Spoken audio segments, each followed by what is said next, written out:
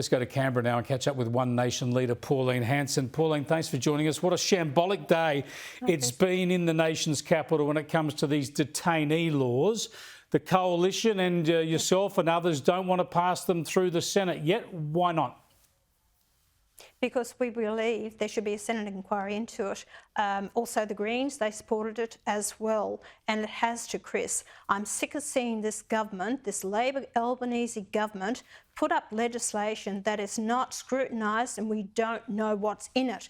They had this legislation last Friday. We haven't seen it. You know, we get it the last minute. The opposition got it yesterday morning. They had it for 20 minutes. They pushed these bills through the Parliament without being scrutinised. So we've actually passed that there be a Senate inquiry into it, and it will have to be reported by the 7th of May and presented back into the Parliament on the first sitting day of the budget week.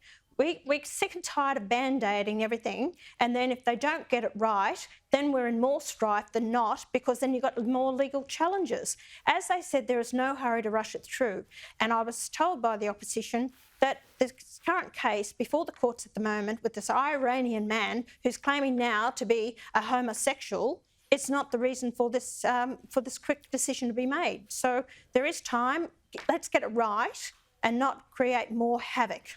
Well, Clare ONeal, the Home Affairs Minister, has had a horror of a day in the corridors and in question time, but she says others are playing politics. Have a look.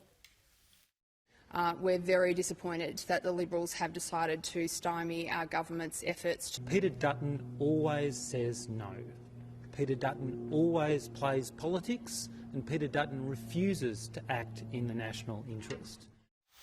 Well, it's a pretty hard argument to run, given the opposition have been calling for laws like this for many, many months, and also the fact that he's got One Nation and, of course, as you mentioned, the Greens as well, all saying that this is rushed, shambolic. We've got to take our time and look at it properly. Chris, last May, the government knew about NZYQ last May. They knew the decision was coming down. They had no plan B. They had no idea what they were doing.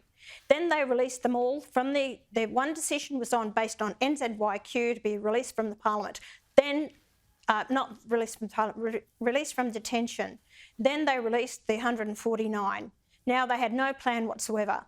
They are the most useless, incompetent government, and I see that in ONeal and I see that in Giles. They should be thrown out of their portfolios. They don't know what they're doing. And I will not support something that's rushed through this Parliament. We've had a guillotine now on about 9 bills through the Parliament today that no debate, no nothing. That's what this government does. They reduce the hours of the Senate, or the weeks of the Senate, from usually around 18 to 14. So they've reduced the weeks in this Parliament to scrutinise bills. Like I said, they are not doing their job. I think most fair-minded people would agree with your assessment of those two ministers. They're both absolutely floundering. But I've got to say, when you look at both major parties and both parties who have formed government in recent times, it is surprising when I know the laws get very complicated, but the basic intent of this law, that is to say, if a non-citizen has no right to be in Australia, it's an offence for them not to help in their own deportation. It's an offence for them to effectively stymie the system so they can stay here. I mean, that should have always been an offence. Why hasn't there been a law against that and a prison term on the end of that from the get-go?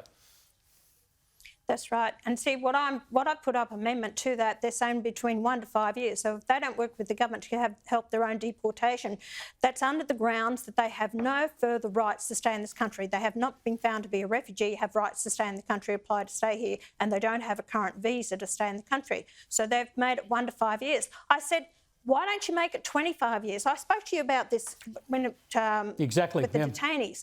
I said, and now they're putting in a 5-year term, jail term, if they don't comply with it. The whole fact is, Chris, that is not a deterrent to stop people to come by boat into the country or by plane to claim refugee status or claim now I'm a homosexual, I can't go back because they'll actually kill me, to my country. If you put in that you don't comply with us, then a 25-year jail term, that will deter a lot of people even coming here in the first place. Make tough sentences. Well, 5 years is nothing to these people. That's a debate that will now happen in the Senate when it reconvenes in more than a month, ready for the budget sittings. Thanks so much for joining us, Pauline. Appreciate it. Have a good Easter.